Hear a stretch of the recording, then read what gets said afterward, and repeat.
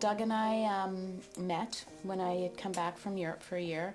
So at that time I was quite intent on not having a relationship. I was quite intent on just being by myself for a while and trying to heal some things that had happened in my past.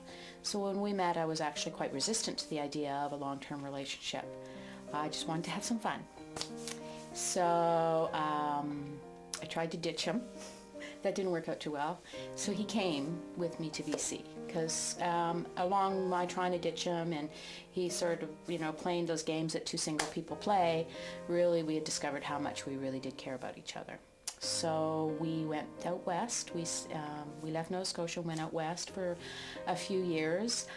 We had our oldest child, Caitlin, and then we got married, and then we had our second child, Jessica, and we loved each other passionately, and we loved the idea of being parents and really felt just so grateful that we had two beautiful, healthy children, especially in consideration of some of our lifestyle habits. We'd always been fearful that would impact our children, and it hasn't, by the grace of God. My relationship with Lillian was of two different worlds. We both came from two different backgrounds. She was a city girl, I was a country boy. But what we found in common is we both basically lived a wild lifestyle. We ended up being blessed and having children, but because of our lifestyle, our relationship wasn't going that well.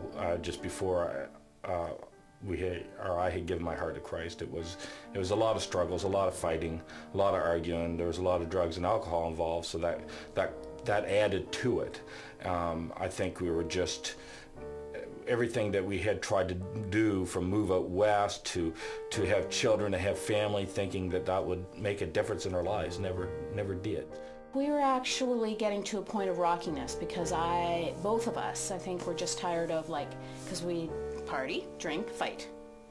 Then we'd make up, but you can't really take back words that you've said when you're in that situation. So we were both getting to sort of point of helplessness about that, and I think heading towards probably being a statistic of divorce, really, because there's no way I was going to live fighting, even no matter how much I loved somebody. I didn't want my children exposed to that, and I don't think Doug wanted his children exposed to that either. I don't think that our marriage would have lasted if at the point that we had found Christ. Before that, it was on a downhill slide for sure. It was all about me for me and all about her for her, and we didn't know anything that could change that, make it better. So we were heading, I think, to divorce. We most likely would have headed to divorce. And then when he got saved, it became even worse. When I was a brand new Christian, I was so excited about this newfound faith, this thing that God was doing in my heart. He changed me so much that it was undeniable, and I couldn't contain it. And of course, the first person to tell that to would have been my wife, and that was scary in ways because she didn't take it. She wasn't as excited as I was, so to speak. She was just kind of like talking to a wall. She was turn her back when I talk about God. It was all, everything to her that I wanted to talk about was about God, and it drove her nuts. It was irritating. I mean, he was very, very excited. At that point in time, he was very, very enthusiastic, but he didn't have very much knowledge to back him up, really. So, and I felt like he was trying to control me, and that was part of our relationship up to now anyways, was, that whole dynamic of partying and, what are you, why are you acting this way, why are you acting this way, kind of struggle between us, which I just considered this to be more of like, well, what are you trying to control me and tell me what I have to do and what I should be doing, and, and you're also perfect, and no, right? So it was very hard for me to accept that, and he was relentless. I just couldn't contain it. No matter how hard I tried, she told me to stop talking about it. I couldn't hold it in. I couldn't hold it in. I considered that I was losing my husband. And he was just talking to me more about why I was losing him. My heart was breaking for her. It was excited for what God was doing in me. But when you have something that's so real in your life, so you're so passionate about, you know that this is absolutely the truth. This is what we've been looking for. This is the answer for me and her and everybody else. And you're so excited. And then when you share it, you're wanting the other people to be excited as well. You're just so passionate about it. I would break down. I'd cry out to God. I'd say, God, please show her what you've shown me. And she wasn't grasping that. She was rejecting it and turning away from me. And I remember falling on my knees and crying out to God. I said, God, I don't want her and I to separate. I don't want anything to happen to this relationship, but I cannot, absolutely cannot deny what you're doing in me. I cannot deny that this is so real, God, and I'm just going to keep praying for her.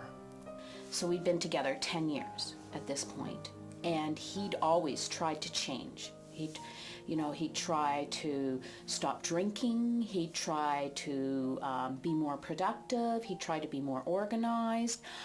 He tried to stop cursing.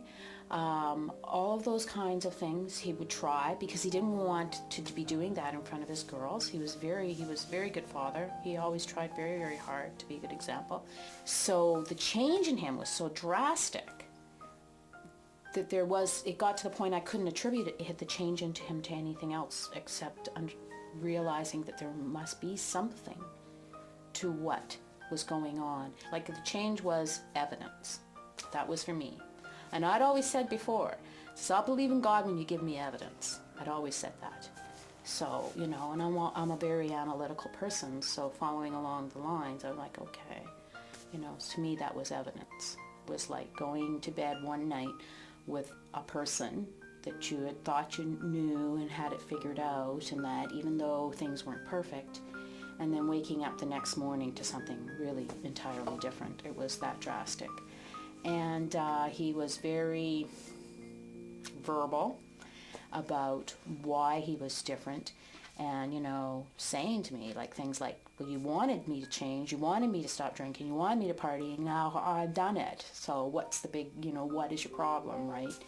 And telling me, how much that I needed to have Christ in my life, and really had a long time been doing things by myself, and I really didn't want to have Christ in my life. Actively did not want to have Christ in my life. We started having, we started having all of these problems. There's one lady in church particularly coming up to me and said, well, that's the devil trying to push you away from accepting Jesus. Well, if I felt anybody was trying to control me, I got very angry. I was just like, nobody is going to control me, and that's actually was a huge stronghold in my life. So I thought, kind of flipped it around and started saying, well, God was trying to control me, but he wasn't really. Now it's the devil's trying to control me. So I started getting very angry at the devil. Okay, here you have, you've wrecked our well, you cost us all this money, you've put our car into the shop a few times. And then the last thing was on November 10th, I was working, and our youngest daughter had run in the classroom and she had slipped and fell against the table, and she had really badly wounded her lip.